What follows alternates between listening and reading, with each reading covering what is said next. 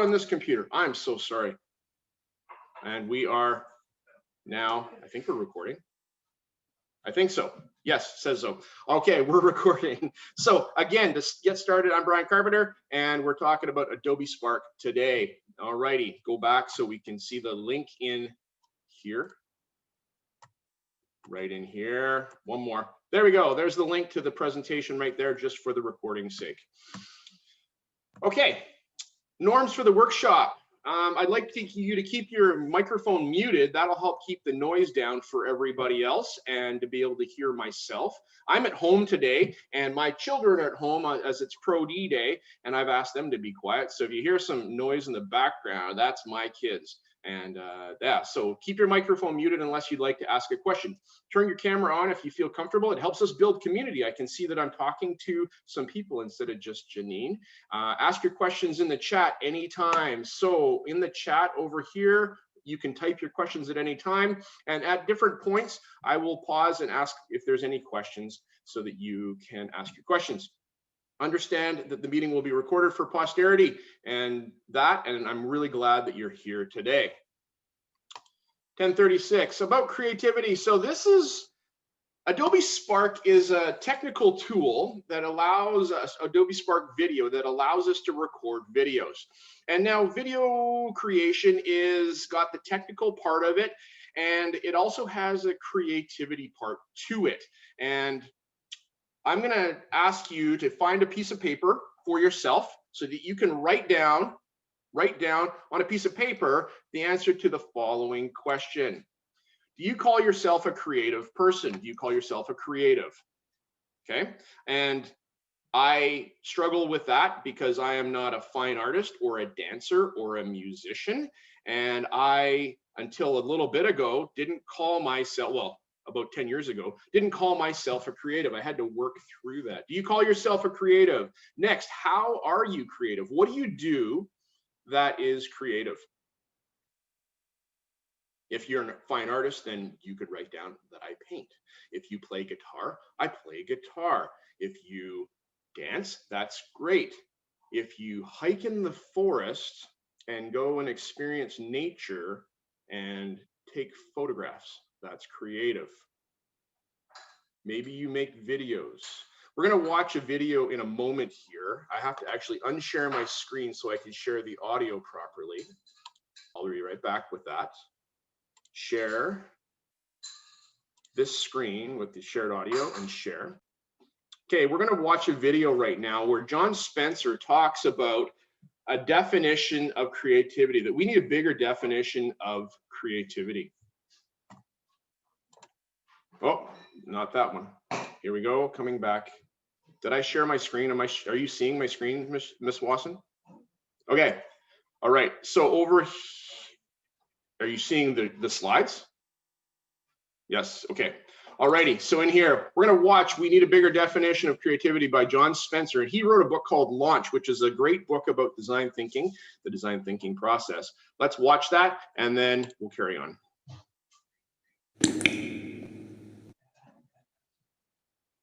When you hear the word creative, you might think of a painter, or a playwright, or an author, or a photographer, or a filmmaker, or a chef. In other words, you might think of people who make things. I think it's what we mean when we use a label like creative type. But there's no such thing as creative type. We are all creative, every one of us. We just need a bigger definition of creativity.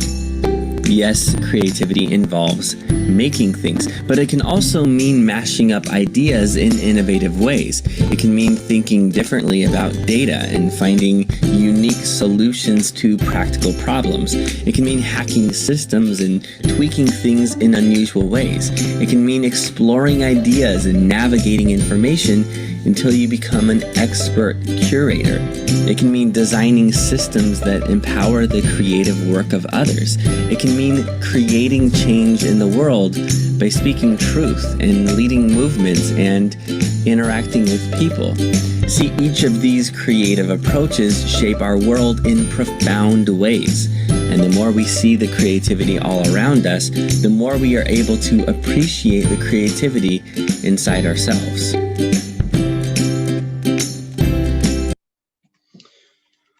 So from that, I see that being creative is much more than being a fine artist. And I'm thankful for that because it allows me to be like an art teacher, and I don't have to understand the nuances of how paint work. You know, there's creativity. I learned about myself with creativity back when I was in high school, and I was involved in my church youth group, and I wanted to play the guitar so badly, but I couldn't, and I just could not do it. But I figured out that I could work on a spreadsheet and help my friends connect. And that was back in the day when we had to phone each other, and I had a long list of everybody's phone numbers, and I could creatively create that for them so that we could stay connected. So that was kind of what hit me back a long time ago about my creativity, and how my creativity doesn't necessarily need to be the top 3 fine artist types of creativity. Jot down some of those ideas. We're going to use those later in our workshops. So thanks for thinking about that. And I wanted to start off with that because it's so easy for us to jump into the tools and talk about the technicalities of things as opposed to what we're actually using those tools for. Okay. That's the video. We don't need to watch that anymore. Come on, here we go. There we go. Okay, so Adobe created Adobe Spark, and Storyblock is a blog here at the bottom of this slide. You can go there yourself later. And they say the concept is simple. With Spark, you can create visual stories on any device, for any device, even without previous design, video, web development experience. It's a one-stop shop for Adobe professionals and beginners alike. Now, when we talk about Adobe, Adobe comes to mind for me, it comes to mind as Adobe Acrobat Reader, so I can read PDFs. It comes to mind as Photoshop, comes to mind as Illustrator, and all the Creative Cloud opportunities that are very high-level creativity things. But what Adobe did was they came together and created a beginner platform of resources and tools that are very simple to use, that my daughter, when she was in kindergarten, was able to use. She wouldn't be able to use Photoshop to its capacity and when she's in kindergarten. But what Adobe Spark is, it's a trio of three web applications or 3 apps on an iOS device, or only post on an Android device. So if you have an Android device, you're not able to use video and pages, but you can use posts. So, but the great news is that Adobe Spark is able to be used in a web-based environment. Okay. So today there are what some others are saying about Adobe Spark. Matt Miller, he is a educational technology guy and great thinker in our day, and he's got a link here to an article, a blog article. What does Adobe Spark EDU themselves say about it? That is there. You're here and you are interested in learning about this tool that you can use to be creative. We can access Adobe Spark by going to spark.adobe.com. So in a web browser, you can, let me check my slides. Going back. Okay, I'm going to get to this in a little bit. You don't need to do that right now, but it's easy to access Adobe Spark. I have my students access it on a regular basis by going to spark.adobe.com, and they can sign in with their Google account. In our district, we have educational Google domain accounts, and they can use those. Age restricted to +13. So unless your school has a Google education domain or access to Adobe EDU by having single sign-on for your students that are younger than age 13. Ways of getting at that is for the teacher to create a Gmail account, say mrcarpenter@gmail.com, and then the password for that, and allow students to use that to get into Adobe Spark that way when they're younger. Well, that works. It's good and bad. It's good in the sense that all the student work is in one spot. It's bad in the sense that all the student work is in one spot, and you got to teach digital citizenship to go along with that so they don't wreck each other's things. Okay, so that's how you access Adobe Spark. A book that came out in October 16th, 2018 by Ben Forta and Monica Burns. They are Adobe Spark ambassadors or evangelists, they call themselves, and they wrote this book called 40 Ways to Inject Creativity into Your Classroom. I picked it up and looked at it, and they've got 40 different lessons in here and things that you can do as educators and teachers with your students and by yourself. There's a welcome back message at the very outset, and I'm going to show you that later in our presentation about and how I used their template to make a welcome message for my students a couple years ago. There's lots in here. Now, I'm not going to talk about most of these things because these are in the book. You can go get the book. It's on Amazon, and I don't know if I put a link here to it, but this book it's a great book. It's easy to use, and it's good that way.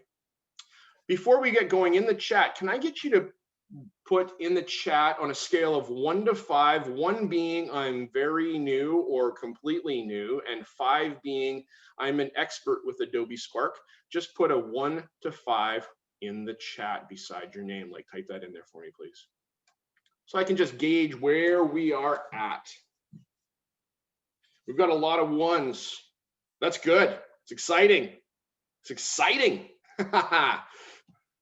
Alrighty, so we're going to jump in this session. We're going to talk about Adobe Spark Video only. Okay, so if you want to come to the next session, I don't know, Janine, are they able to sign up for the second session? Because we still got lots of room in there.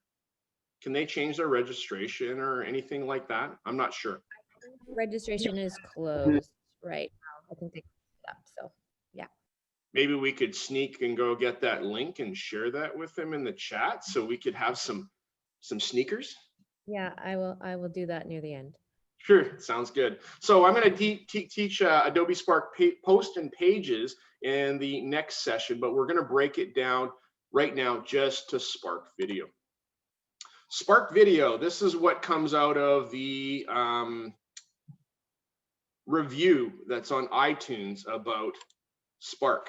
Spark Video helps anyone create compelling stories in minutes. Easily adds and trims video clips to make your video stand out on social media. Pick from over millions of beautiful icon images or your own photos to highlight what you want to say. There's no design experience required. Share your video to make an impact. Persuade, inform, and inspire your audience. Sorry that you can't read that. I should have put a background behind that on the slide. But the point is that you don't need to be a video editor expert. Okay, so you don't need to do that. No, I don't actually, you know what? I think it is the same link. Janelle, she asked if that's the same link for the next session, and it is the same link for the next session. So you could even just, well, it's over lunch, so you can't just stay there, but they can make a record of it and come back. I think that's fine. I'm okay with that. Okay, so what can we use Adobe Spark Video for? We can use it for primary and up, primary kids like kindergarten kids and up. We can use it in any subject area, any language, free with no upgrades. We don't have to upgrade to be able to use the features that are there. That's available on all devices.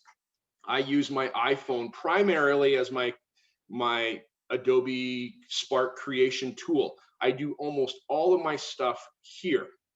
But if you don't have iOS devices that have Adobe Spark Video on them, you can use your web browser. You can do all of this within a web browser, which is great, and you do not need to have a mobile device in order to use it. Ideas: turn a written book report into an engaging video production or create a book trailer for that book report. So it's easy to do, and I'll show you that. Introduce yourself to the world, to a world languages pen pal, or teach them about your own hometown. Okay, you can do something like that. Telling the class about your summer vacation just got a whole lot more interesting. You can make a short video. On my summer vacation, I did 3 things. I went to the beach, I went to the forest, and I went to the mall, right? And you can have pictures of those different things in that. You can use it to teach a concept or a topic. Create a video about a role model or something that has inspired you. Create a public service announcement. Create a media presentation to publish the results for your science experiment. How about that? Matthew, I see you're in a science lab. That'd be great to have your students be able to tell you about their science experiment that way through this. Create a media presentation to publish the results of a science experiment. Just said that. Recite a poem such as In Flanders Fields. And soon, Janine is going to be using Adobe Spark Video with her class to make a Remembrance Day video for her school that they're going to show in front of the school. Actually, because it's virtual now, we're probably going to share it around and have a digital content that can be shared. Storytelling in math using manipulatives. You can use manipulatives and take pictures of those manipulatives and show a story, a scavenger hunt of things found around your school, field trip journals, PSAs, public service announcements, social stories for coping. Here's a story about a teacher son in our district here in Abbotsford, and her son has autism. I'm not going to tell you his name for privacy reasons, but he learned after this teacher, she shared about how she had her son use Adobe Spark to make coping videos.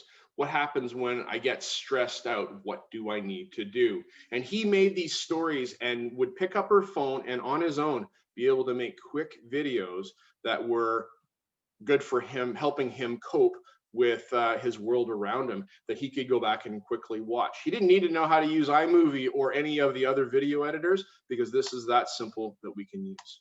Tips when you're working with your students in your classroom: find a quiet place for your students to record their audio. Have them spread out, go down the halls and move around the building. Have them write their script out. Have something that they're going to say. We've got our little post-it note paper here with our words and things that we're going to use later. Keep the script short and to the point. Proof it and give it and give feedback so that they can have their script kind of in order before they get there. Ask them to brainstorm icons and photos to go along with each topic. What are you going to use in those things? And I've got a graphic organizer that Monica Burns has shared with me that you can go and sign up for and get. And it helps you figure out what different types of pictures you'll have with different types of words. Break long sentences or ideas into chunks with an image for each idea. Listen to each recording and re-record if necessary. If your students are doing it individually, have them use headsets. Did I talk about that? I did, said those things.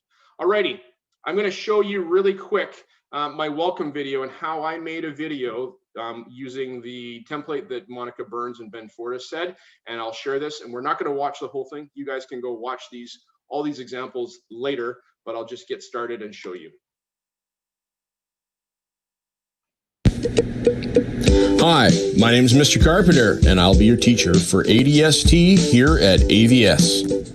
There's lots of reasons why I'm excited about teaching, and this year, here are some of the reasons. Number one, growing the community of learners at AVS. I think it's really important that we grow as learners and in community, and we will do that this year.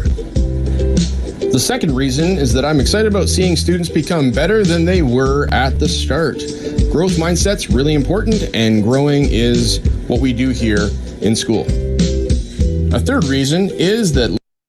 And I spent maybe 10 minutes making this video. I found the pictures all within Adobe Spark. This little boy laughing, I didn't have to go search for it very far. All the other videos and pictures that we have, we got the rock climber, we got this family walking through the desert, we've got the pictures of the flowers, we've got Google things that are there, all kinds of great photos that are available to us because Adobe's a graphics company. They have a fantastic library that's available to them. Move on. All right, this is one that my daughter Gracie, she and I made back a long time ago when she was in kindergarten. She came to me one day and said, "Dad, I'd like to eat some watermelon." I said, well, I had Adobe Spark Video at my disposal, and I thought, maybe we could make a video. I said, "What can you do with a watermelon?" She goes, "I don't know. I just want to eat watermelon." But we made this video in about 5 minutes. What can you do with that watermelon? This is a watermelon. You can do many things with a watermelon, and we will tell you what they are. We can slice up a watermelon, and you can eat watermelon. You can carve a watermelon to look like the Death Star. You can carve a watermelon into a flower. You can even drop a watermelon on the floor and it gets smashed. You can do the same thing today with a watermelon that you did a long time ago. That is, you can eat a watermelon. This is a watermelon bowl for a dog. These are some of the things you can do with a watermelon. The end. How sweet is that? That's pretty sweet, eh? I thought it was super sweet, and I keep showing it, and my daughter Gracie gets embarrassed every time Dad does a presentation. She's like, oh my goodness, Dad. So, but out of that, we can see that we can add text, we can add icons, we can add photos, we can add music to it that's not, that's readily available within Adobe SparkVideo. I used Adobe SparkVideo when I was doing the salmon in our classroom, and we had, because I'm at the virtual school, we have students in our building only 1 day a week before they come in to class, but the salmon grow 7 days a week, and I wanted to report out to them what was happening with the salmon tank. So I recorded a video almost every day, used Adobe Spark. In this here, we can see I have live video content that you can put in. So you can record on your device, your phone or whatever, and be able to put some of that video content in there. I'm not going to show that to us right now. I was at a conference in 2018 on Earth Day, and I made a quick video there. We can also use it to record science experiments or tech lab experiments. And my buddy Craig at my school teaches the kids how to fly drones. We've got some remote control drones that they can control with the iPad. They record their first, second, third attempts and do that in here. And so these are some more examples for you. All right, Monica Burns from at Class Tips. She is a professional development, educational technology like guru person. If you don't follow Monica Burns, you should probably follow Monica Burns. And that's who she is on Twitter. And her website down here, Class Tips and Spark Plan. If you click on this, this is going to take you to a page where she wants you to sign up for, just put your email address in so that you can go and get a resource. I'm going to go get that resource right now and show you what it looks like. Okay. So it's a graphic organizer. Come on. I should have had this loaded. Oh, well. Hey, you know what? When you don't present this way very often, you make mistakes. Loading, loading, loading. And her graphic organizer right in here, update, I think it's under my updates, allows you to have students plan out their videos. This isn't loading. Anyhow, we're not going to look at that. So she's got some places you can write down some topics for different slides and different pages of your Spark video. Okay, we're going to go and show you what that looks like. Here's another article, a blog article by a guy named Claudio Zavella Jr. And as far as an Adobe Spark guru guy, I follow this guy. This guy is amazing. He's got a YouTube channel, and he has a blog article here about 5 ways to use Adobe Spark in your classroom. We're going to get started with Spark now. I can talk a lot about many of the things we can do with it as opposed to you actually making something. So I would like you to go to a new browser tab and go to spark.adobe.com and click Start Now. Okay, so I'm going to have you do this. We'll go to a new browser tab, go to spark.adobe.com like that.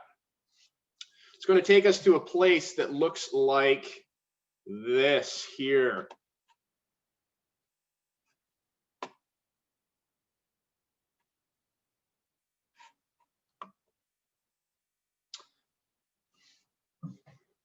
I think I'm stressing my internet out at home today because I'm presenting at home, but that's okay. All right, it's going to take you to a place. I'm a little further down the line because I've already signed in. Hang on here. If you sign yourself in, it remembers that you were there. Takes you back there, which is really great. All right, at the top of the page here, it's going to, you've got Adobe Spark at the top, tells you about pricing and all kinds of things. There's a Start Now button on the top right corner. Okay, Start Now. So click on Start Now. Hopefully everybody has a Gmail account because that makes it really nice for lots of great things. I am a big Google fan, and Google allows us to get access to lots of different things. Continue with Google on the top. If you don't have a Gmail account, you can sign up with an email. You could use your school email here. What this is going to do is this is going to make an Adobe ID, which is an Adobe account on their server related to that email address. Then later when you come back, you can log in with your Adobe ID. In our district in Abbotsford, our Learn34 students can get access through their school account, their own Learn34 account. That's something that you need to set up with your tech department. So it's not automatic and it has to be set up. And Janine, I can talk to you about what you need to do to get your students signed up for that. Okay, so we're going to continue with Google. And it's going to ask me which Google account that I want to use. I've got lots of Google accounts. I'm going to use my briancarr@gmail account. And click on it there. If it doesn't, it might bring you to a sign-in page where you have to enter your Google account, your Gmail account. That's there. So that you do that, enter your password, create it. I think it's creating a password for you at the Adobe site, or it might use your Google one. I'm not sure, but it's going to, you can sign yourself in. All right. I'll give everybody 1 minute to get caught up to there. Does anybody still? You're missing the start button, Cheryl. All right, if you're missing the start button, like here on the screen right here, there's no start button. You may already be signed in with an Adobe ID. You might be at a page that is not the root. So take off maybe the end of the link there. So you just have spark.adobe.com without the /sp. Does that help, Cheryl?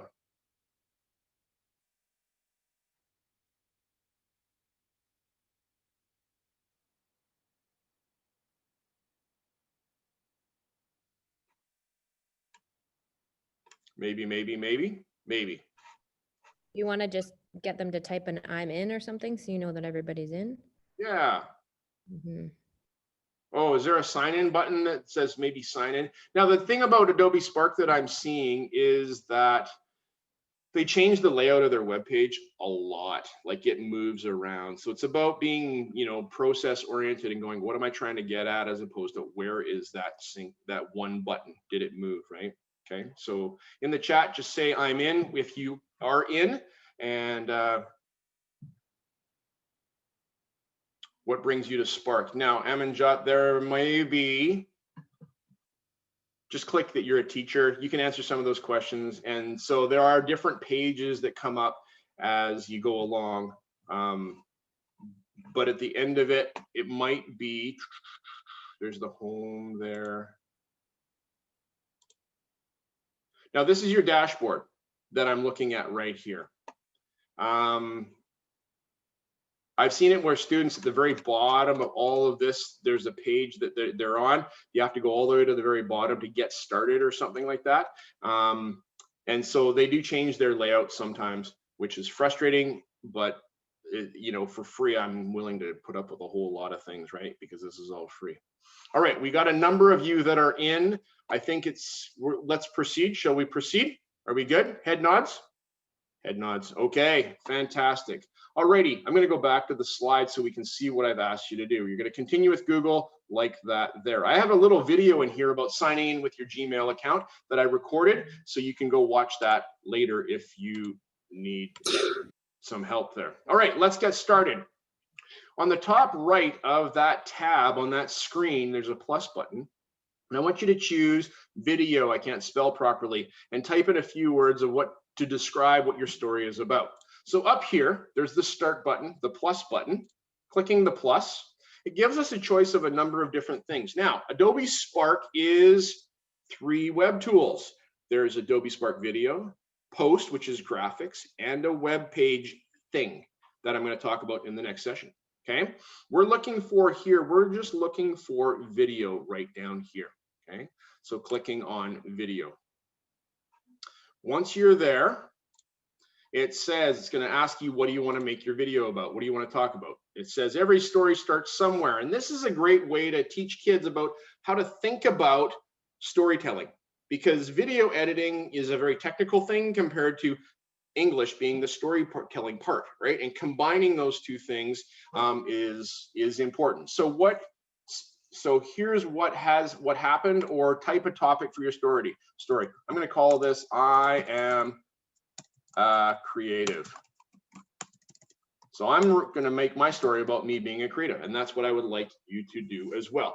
I had given you those prompts at the beginning, and the challenge is coming up for what I want you to do. Okay, so let me jump over here. We're going to go through that. The challenge that I'm asking you to do is to create an Adobe Spark video about your creativity. That's why we wrote down our words on the piece of paper, okay? Include a title slide, a picture of yourself with a voiceover talking about your definition of creativity or what you do creatively, and then a closing slide. So I'm going to walk you through how we can do all this. Janine, how much time do we have? 11:45. We still have about an hour left. Okay, I think so. No. 10:30. Yes, yes. We still have 45 minutes. Okay, so that's what I'm asking you to do. Let me go back. This is going the wrong way. So we're going to type in a title. So this is effectively the title of your presentation. Now, if you're working with all your students in one space, you will have them put their last name or first name in front of that so that you can keep track of whose project is whose, right? Because if everybody's called Mr. Carpenter in that group space, it's hard to know who is who. So this is a one way of doing that. Okay, so give it a title and press next. There are templates that come up that are prompts and templates that give you prompts that you can use. It'll say on this slide, put something like this. On this slide, put another thing, and gives you a place to put different objects. I like to start from scratch because that's the best place, I think, to start. Because it gives you the most freedom. I don't like templates because I get to something and I'm like, well, that doesn't meet my needs. And so I have to like delete it, and gets distracting and takes me off course. So I'm going to click start from scratch, and it will spin here and load up the video editor. Now, this video editor is not iMovie. This video editor is not Windows Movie Maker. It's not WeVideo. It is not high end, okay? But that taking all that technical part out of this makes it really powerful. We're giving a tool to somebody that can make something very, very quickly. Okay, are we all good? Thumbs up still? Okay, fantastic. All right, so once we're in here, I'm going to give you a little tour about what this editor space looks like. The little SP at the top, that is your home, takes you back to your home, to your dashboard. Okay, so that is there. We can click preview here to preview what we've made, the whole thing. Sharing and downloading. So these are later that we're going to need later. There's also a share button. We can share projects and do collaborative work with each other through this, which is quite fantastic, so long as we have multiple Adobe IDs, right? So as if students have their own login, they could share their project with you, the teacher. I wouldn't do that myself personally because I can go around the room if they're around the room, or just, I don't know, put some trust in my students that they're going to do what I've asked them to do and make a content. So there's that. Over on the top right of this window, there's the layout, which talks about a full screen picture, a split screen. If I click on split screen, it gives me a left and a right side to my page. If I press caption here, clicking on caption, it's going to give me a place to put a caption or a title slide where I can have an image on the very back and different items on the front of it. I'm going to go with full screen right now. And in the middle of this, I'm going to click the plus, and it gives me a choice of text or icon. I can put some text. I'm going to put my text and give this the title of my presentation, of my video. I am a creative. Okay, like that. And I can go and add, I can change the font size. It gives me the font size here. I can go and I can move this text around the screen after I click somewhere else. I can move the text around the screen so that the text isn't stuck in the middle of the screen.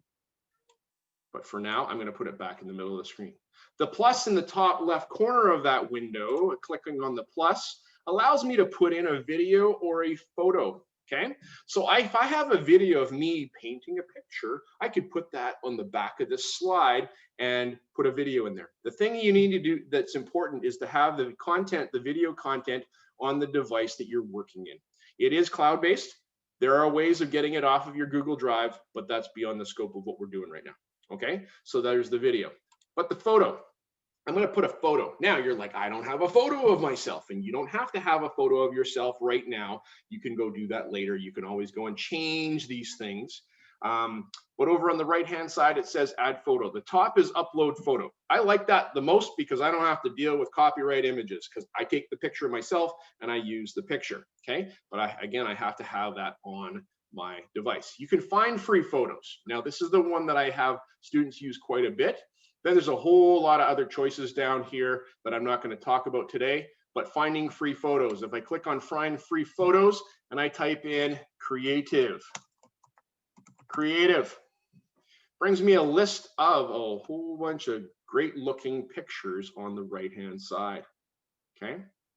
There's a painter one here. There's a girl with oranges on her eyes. There is a light bulb guy, a person holding a light bulb. If I click on it, it puts it behind the words of my text, and that image just goes in there.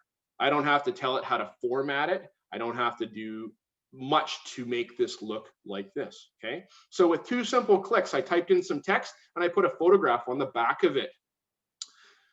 I can go and I can edit. If I press edit, it allows me to make this bigger. There's the little pencil on the top corner of the photo. If I click that, I can zoom in. I can make it bigger like that.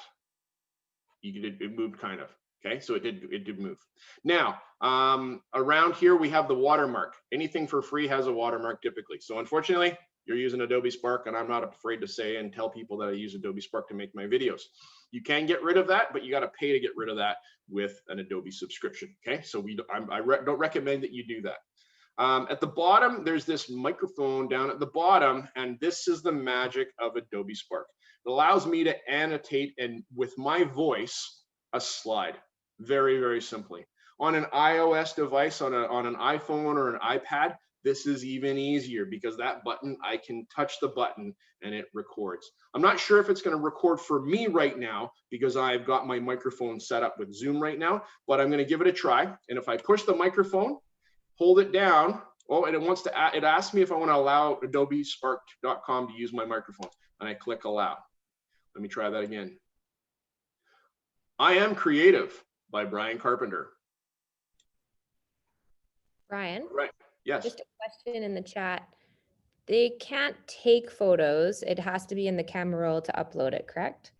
You can't, there's not a camera feature, no, within Adobe Spark. So some apps have the camera that you can just use right there, but that's, if you've got a mobile device, you could just jump out to the camera and put them in the camera roll on your iOS device so that you could take them, right? So if the kids were using an iPad, they could just take a picture, have it in the camera roll, and upload it to Adobe. Exactly, right there, exactly. Just, you know, go back to the home screen, find the camera, take the photo, or go find the photo, and it's right at hand that way, okay? So I've recorded my voice, and I can see that there's a little WAV file kind of thing behind it, just showing that something's been recorded. It's 5 seconds long. I can see on the bottom left that it's 5 seconds long. If I press play, I Am Creative by Brian Carpenter. And it threw some music in there. It's got my voice in there, and it's got the picture and the text lickety split. How hard was that? Was that hard? No, right? So imagine now that you know how to do that, let's go put a second slide in. In order to add another slide at the very bottom, you have your play button that plays the whole timeline. You have a plus button here, and you press that and it inserts a new slide, a new panel for you to do something on. Okay, jumping back over to the challenge. Where's the challenge that I gave you? We're going to include a title slide. So I've got my title slide already. Then a picture of yourself with a voiceover talking about your definition of being creative or what you do creatively, okay? You might not have a picture on your phone or your computer right now of yourself, and that's okay. You could go add a different picture of something to the second slide, and I want you to talk about what it is that makes you a creative, okay? I can go back over here to, if I click on photo, I can upload a photo, and I can go find in my photos a picture of me. And I think I have one somewhere, maybe in my downloads.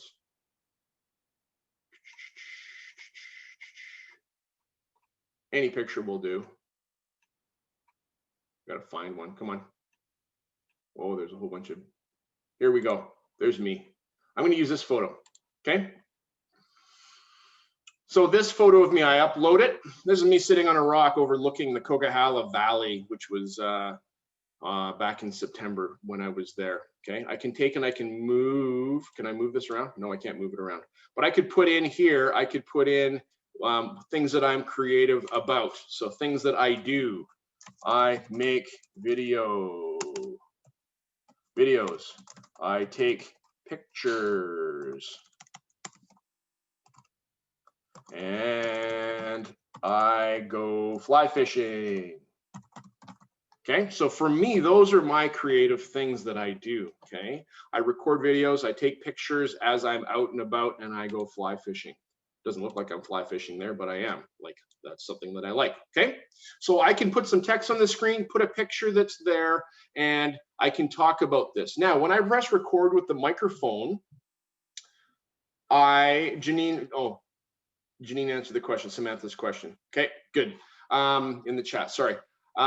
When I press record with the microphone, it gives me up to 30 seconds of time that I can narrate this one slide. Okay, so it's only can handle 30 seconds, but that's a really long time for narrating something. You can stitch together all these slides and have minutes and minutes and minutes of voice that's there. But you don't need to do it all in one take. Okay, I'm going to record now and hold this down. My creativity comes from me making videos, taking pictures, and going fly fishing. Fly fishing, how is that creative? Well, I get to the lake, I got to take time and figure out what's going on with the lake and figure out how to make those fish eat something that I have made. Oh yes, I tie flies. That's another way that I am creative. And I stop. I can see that that's 22 seconds long, okay? That's there. Let me jump and I'm going to go to another slide here for myself. I'm going to go here and press plus, get a photo of a fishing fly. Okay, now this library is pretty good. It has lots of opportunity for lots of pictures. Now, a question that will come up is, are there any inappropriate pictures here? There might be. And I'm not saying that there aren't, but I'm not saying that there are a lot. Okay, so this is about where we get around to a digital citizenship conversation with our students about, using the internet. And, as a teacher using the World Wide Web, we need to be prepared to have those kind of conversations. Okay, I'm going to put in here a definition that I have of creativity. I'm going to say definition, and I'm going to record. And I've got my definition that I stole from somewhere else. Creativity is the act of turning new and imaginative ideas into reality. Creativity is characterized by the ability to perceive the world in new ways, to find patterns, to make connections between seemingly unrelated phenomenon, and to generate solutions. That was by creativityatwork.com. So I've recorded a definition that I've got there, and I can go to my last slide and press text, because I'm going to have a finishing slide here. Text. Can I ask a question about copyright? Sure thing. Adobe has gotten permission to use those photos, or they've paid for the permission to use those photos. Is that correct? Yes, they're Creative Commons photos that can be used, and at the end of the video it will put the copyright information for any of those photos on the credit slide at the end. So the kids don't have to worry about putting any of that in. They can just use the photos that are in there if they need Correct. to. Yeah, it will give them, it'll reference the photos as needed, so the copyright information is in their video. Okay, so there's that, and at the end I can change and I can put a video at the end. I can narrate over top of it. The end. Now I teach students about leaving a little gap at the beginning and after they're done talking, so that when we stitch it all together, there's space between them talking. Okay, so at the bottom of the screen here, I can see that I've got 1, 2, 3, 4 slides that I've recorded, 4 slides. There's a credit slide that is here, which we will take a look at in a moment. And in order to watch the whole thing, we can press the play button. I Am Creative by Brian Carpenter.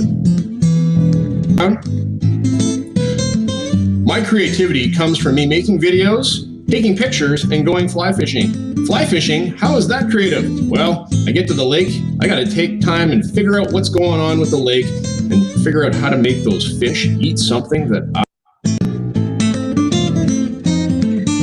Creativity is the act of turning new and imaginative ideas into reality. Creativity is characterized by the ability to perceive the world in new ways, to find patterns, to make connections between seemingly unrelated phenomenon, and to generate solutions.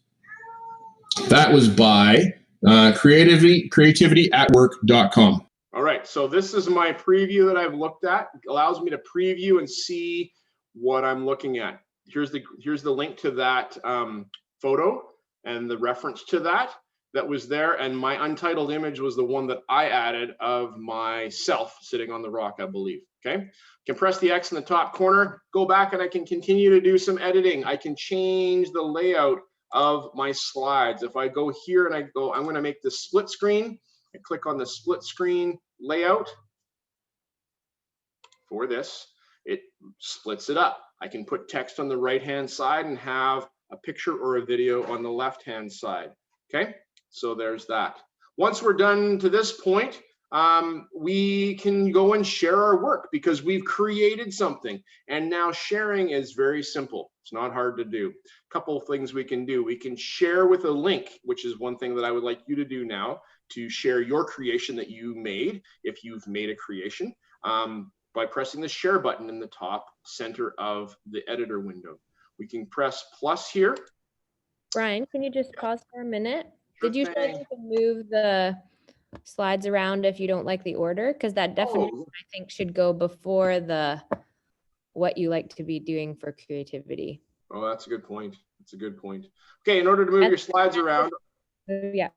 Okay, and one more. There's a concern about privacy for the students. Is Adobe collecting information from the accounts? No, it's not collecting information. It's just the username. So if you're using, if you're using a teacher account, like your own self account, then it's just the email address. It's not collecting any demographic information from the students. It might collect age, but as one of our helping teachers says, it's none of their business. So you just put in like January 1st, 1970 for all of your students, right?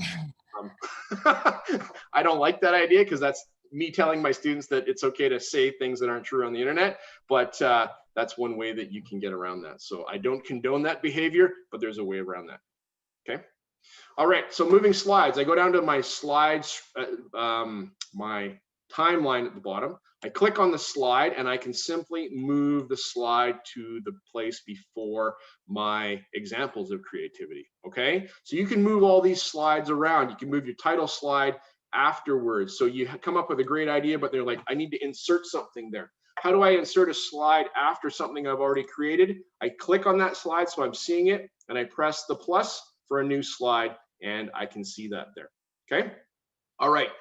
It's simple. That's as simple as we can get to making a little video. You can change your theme, so you can change the look of it.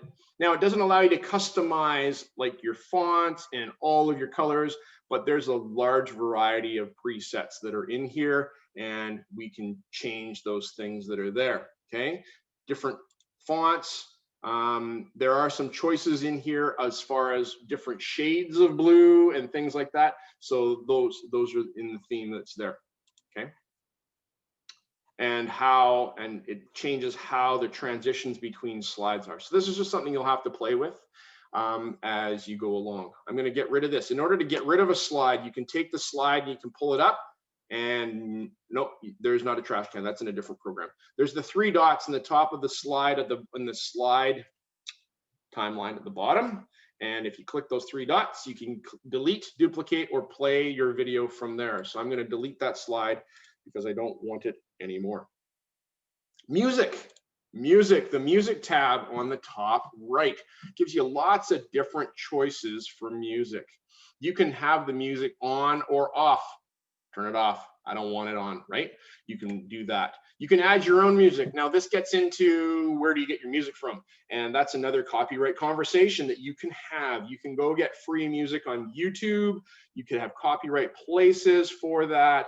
And that's, again, talking about how we use content and referencing for music. All this music that's down here is usable by Adobe Spark, and you can use it and even publish this on YouTube, okay? So there's lots of different types of music.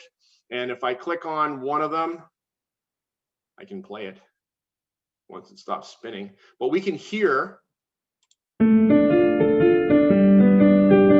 kinds of music, right? And how does music change the tone of video, right? And you can talk to your students about how music and sounds change the feel of the video. I'm going to stick with Trek Further. That's my choice for this because I'm trekking and I like the little piano sounds that go along with that. You can adjust your volume here on this slider to make it louder or softer. And that has to do if you're going to be putting in video content that has audio that you need to be able to get to. I can go back and talk about video content and how you can put certain video content, but for now, I'm going to show you how you can share this out right now. We can press the share here.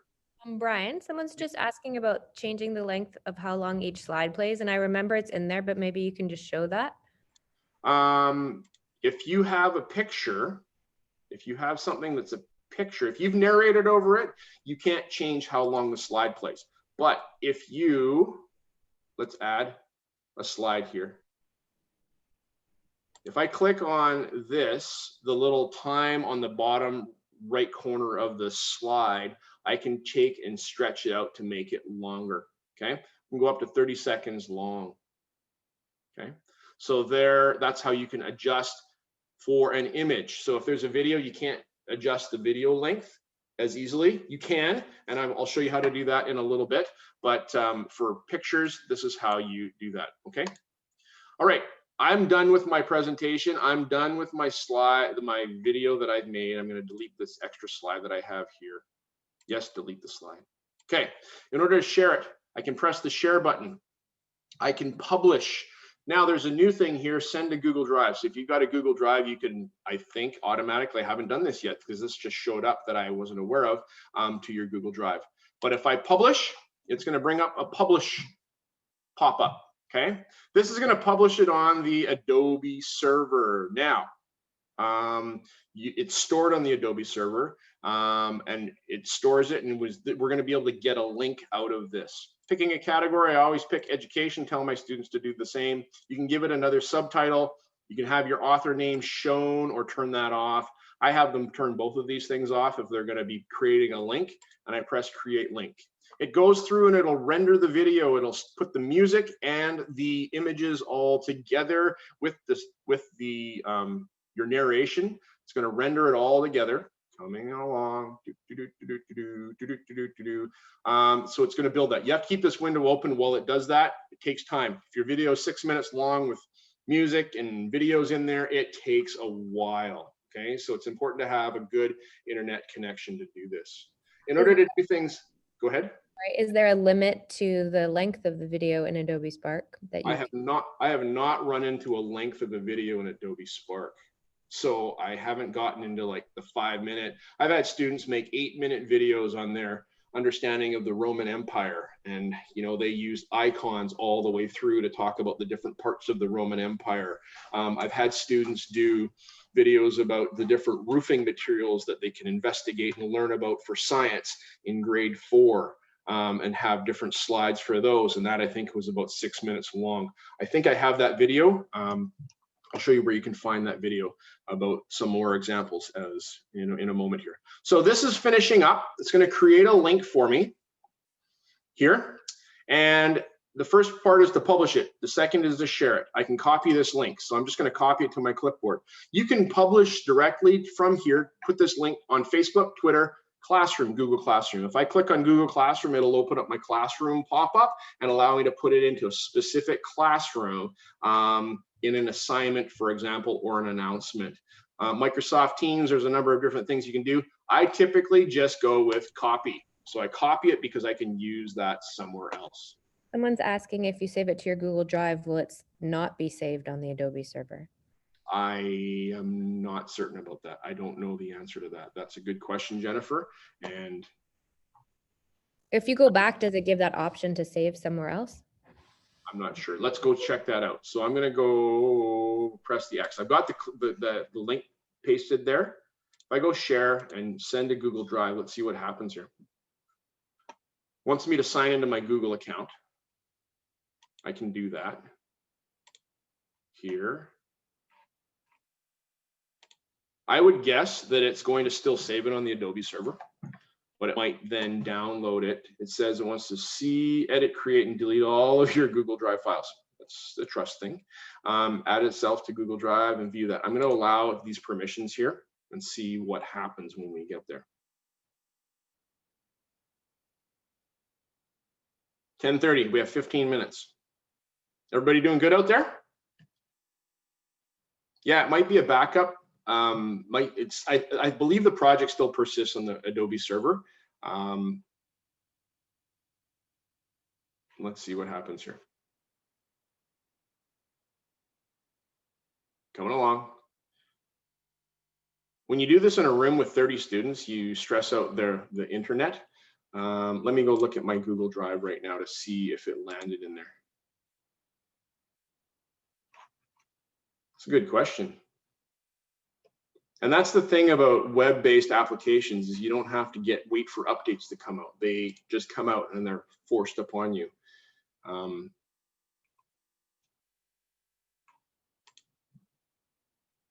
not seeing it in here.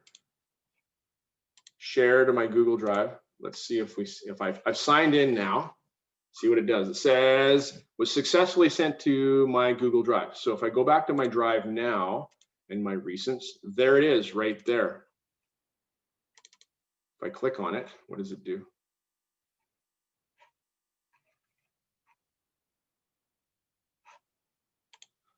Interesting. Nope, not that. I don't know I don't know how that worked out. It doesn't look like it's making a video, so I wouldn't go there. What do you think? It may need a minute to load it. It might. Yeah, because it likes to do that.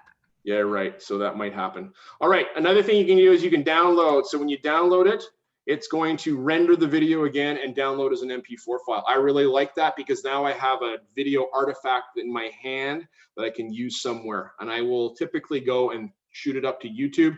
So then it's nice and shareable in a presentation, right? So your teacher YouTube account. I'm not going to do that right now. We're going to jump back to our presentation here. So the challenge is to create this video. I would like you, if you wouldn't mind, to share your video with me as a link. So that is through the share, create a link, and put that into a Google form with your name and what you created down here for me, please. Okay, so I'm going to put my email address. This was a video and a link, Control V, and I can share this work beyond this session and press submit. Okay, you can add another response to it there. I would like to see those. If you may share them with me, I greatly appreciate that. And if we have more time before 11:45, I might show some of your creative works that we have done. Okay.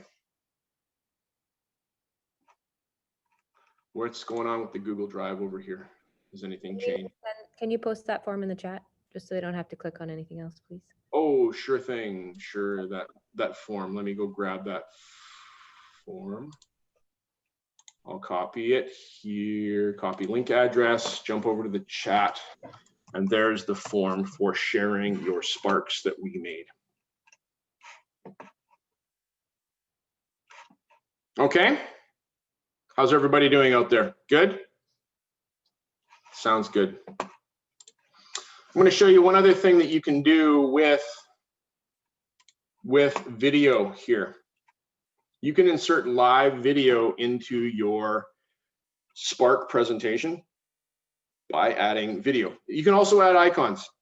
Icons are great. They're symbols and icons that you can add. If I type in fishing, fishing. It comes up with many different icons.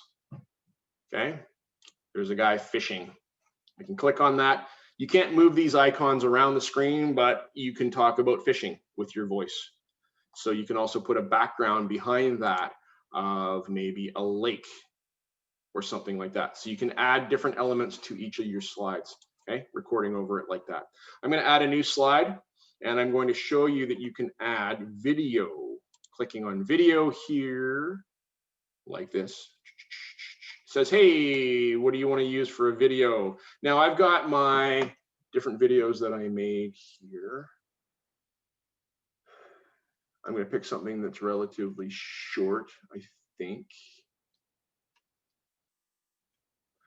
I'll use this one here of Juliana. Okay, this is Juliana's video she made for me for another project. But if I click open, it will open up the video editor and put the video in. So it uploads it. But what we see down here is that we have 3 seconds. It tells me that it's 3 seconds long. This video is from here all the way to the end of this slider. I can click here and grab and drag this over here all the way out to the end of the 20 seconds. If you have a video that's more than 30 seconds long, if I go here, for example, I get to the end of it, it says you can't add any more video for this video, but I'll show you how you can do that on the next slide. I'm going to put this here right now and press save in the top corner. It's going to save the clip to my video, Adobe Spark video timeline. And I believe it's going to allow me the ability to extend that into the next slide. Coming along, coming along, coming along. And because of this reason right here, I really like Adobe Spark. Yes, my controls in the top right, there's the 3 dots. Below that, there's the magnifying glass for zooming. There is the trimming, so I can go back into the trimmer and shorten or lengthen that video that's there. The one below it here is the extendo, continue clip. I can push that rest of the clip into the next slide. Below that is clip volume. I typically like to make it loud if I'm wanting to hear the students talk about something, or if you just want it for background in a slide, you can mute it so that it is not, there's no audio from the video coming through like that. I'll leave it as soft for right now, like here. And if I click on the little pencil, I can extend this into the next slide. So if I press continue clip, it's going to start the timeline of that exactly, like right exactly where you left off. So I could have this be another 3 seconds long or 7 seconds long or right to the very end. So once that clip has been completely used up, it's not going to give you the continue clip into the next slide. I will click save, and that allows me to have a splice in my clip between two tiles. So when I was doing the salmon in the classroom, I would talk to my students for a better part of, I don't know, 2 or 3 minutes about what was going on. I would bring in my video piece by piece into that. And then if I had a pause in the middle of it, I could pause and say, I want you to think about this question. And they could go and think about the question. I could put some pause in there, and then I could. I know, it's so quiet. Nicole, do you have a question? Nope, she doesn't. Okay, so that's how you can put live video in there. Once you then go download or share, it's going to take longer to render because there's more information that is present there. Okay. All right, where are we at with the presentation? That's the challenge. That's the challenge. We'll go to thank yous in a moment. How are we looking for responses? Are there any other questions that anybody has? We've got a few minutes. You can turn on your microphone and talk to me. Mm-hmm. You have about 7 minutes. So. 7 minutes. Mm-hmm.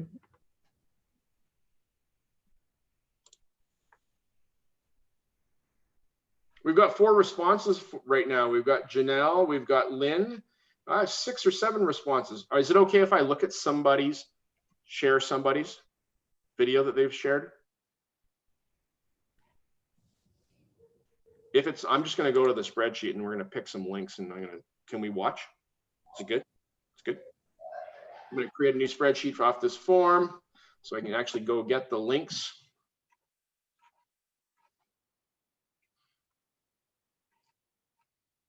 There's mine. Carmen. Janelle said you could watch hers. Who's that? Janelle. Janelle. Okay, Janelle. We're going to go and open yours up. So if I click on Janelle's, it pops open a new window. Now, this is coming from the Adobe Spark server, and it's in their player. So you don't have to have an external player to play this.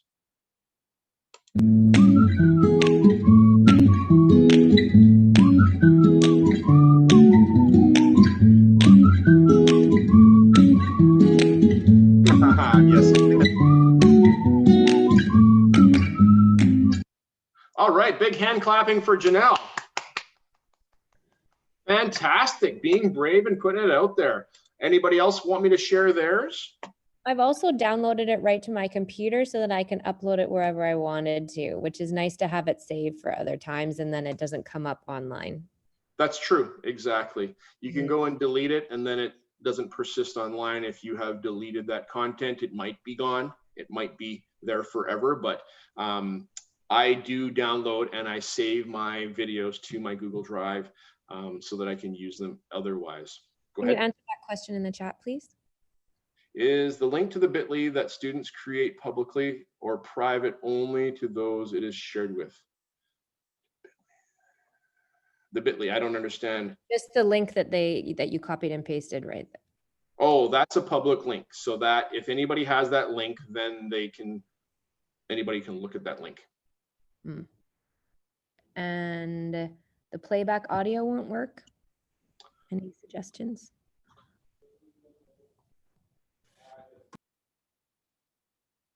No, maybe make sure that your volume's up on your computer. It could be that right now we're trying to use your computer to do a lot of things with Zoom going on, so that might alleviate it there. Okay, something I saw Janelle do, she used her Bitmoji and was able to use her Bitmoji for pictures of herself. I like the Bitmoji. I teach my high school students how to make a Bitmoji so that we can use it for projects. The littles in middle school even can't make a Bitmoji because they're too young to do so, unfortunately.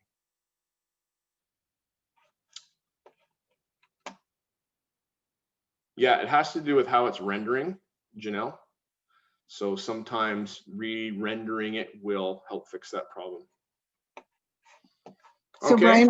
Brian, I actually just went into publish and it said, oh, you know, we've made some updates. Do you want us to update the link?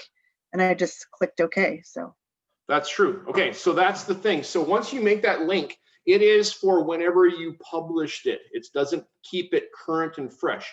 So when you're publishing these things to a link, it has the whatever that moment in time was that it remembers. Okay, so if you make changes to it, you have to go and republish it. So it's not a live document, but it's not, you know, completely static either. So now that it's still rendering, but now that I've republished, will the link that I sent to you, will that automatically be updated, or do I need to send you a new link? You know, I don't know the answer to that. I've seen it in the past for other parts and projects that the link stays the same, but it gets around to just checking that to make sure. So if you want to go put another submission, Janelle, into that form, I can go look and see if the link changed. All righty. Any other questions? We got 2 minutes, right, Janine? Okay. All right, I want to say thank you to all of you for coming today. Thank you so much for coming. It's made my day. I spent many hours yesterday thinking about how to do this and share with you, and I appreciate it very much. I appreciate Janine moderating, helping me out with the session. I appreciate Abbots for having me as a teacher, and the Ministry of Education for giving us the opportunity to teach in this province. So, and MyPITA also for having me be as a presenter. Where do I get my inspiration to do a lot of the things that I do? I listen to podcasts. Every morning I go on my walk at 5 o'clock in the morning. Even this morning I was outside in the cold and rain walking, and I listen to podcasts. Teachers on Fire, Teach Better Talk, check this out. And a number of these are about teacher stories. You need to feel inspired of being a teacher, go listen to Teachers on Fire and Teach Better Talk. They talk about teacher stories a lot. We have the others. Check this out, TNT EdTech Podcast. Shooks and Giff, they talk about technology and how we can use technology. I get lots of my ideas by listening to educators from around talk about technology. Educational Duct Tape, he talks about how we solve problems with technology and how we need to use technology as a tool and not for teaching it's on its own. So what today I did is I talked to you about a tool that is simply a tool. And that tool can be used for many, many different things. And thinking about the outcome of what you want to try to get at, Adobe SparkVideo is a good choice to use. So thank you so much for your time. Make sure you have that link to the slides. Let's repost that link, Janine, in the chat down here so they can go and grab that, as well as let's grab the link to the Zoom room. It's the same, it should be the same. So if you want to come back for the next session, I'll let you in. All right. Okay. Thanks so much, everybody.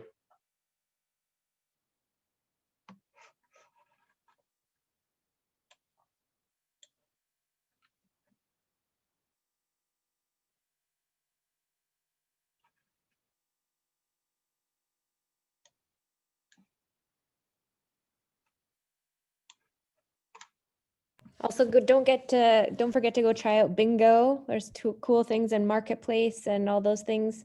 So make sure you check in your registration. There's lots of hangouts and stuff. So make sure you go check that out. Cheryl, I'm going to go grab the link to that, to the Google form for you. So you can put that in there. So let me just copy this link here and I'll paste it in the chat for you. You need to make sure that you're pasting not just to the waiting room, Brian. Oh. Mm-hmm. Oh, to everybody. Yeah. Everyone in the meeting. Have I been pasting only to the waiting room? Yeah, so I've been repasting. No worries. Thank you so much.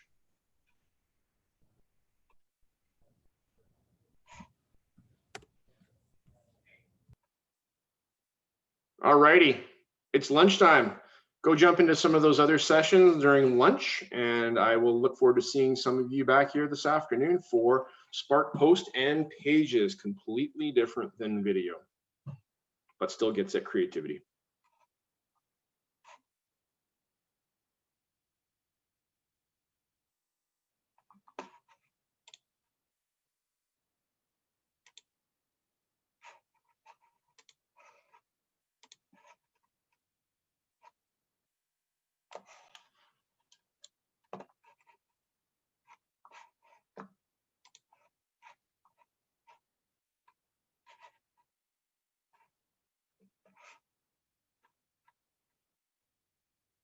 Is that working for you, Cheryl?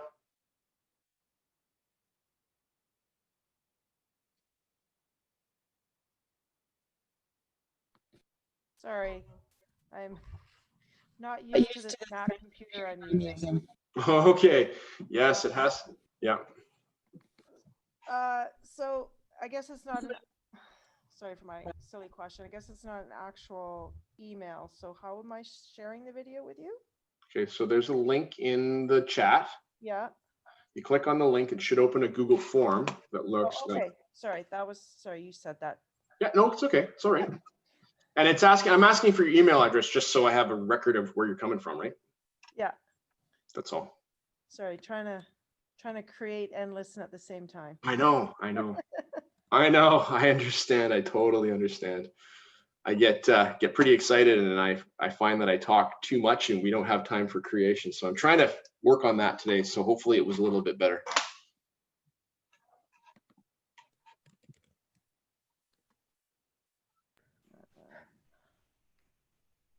It's hard being at school. People come I know, because people come in, right? Yeah.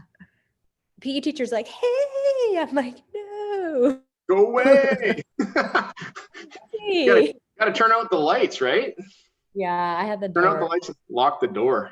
I know, but there's people. It's Chris Lee, you know. Yeah. Maybe share my video beyond. Okay.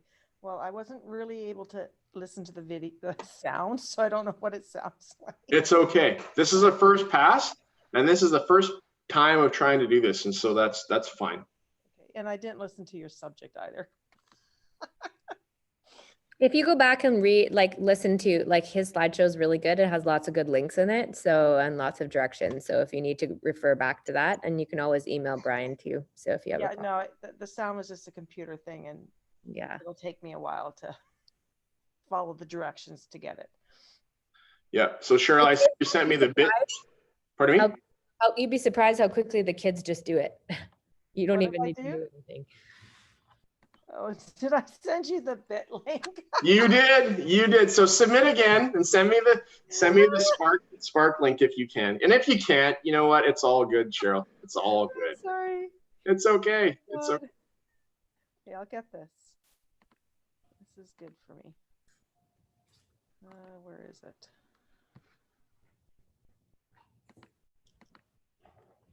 Oh, did I lose it? Oh, here it is.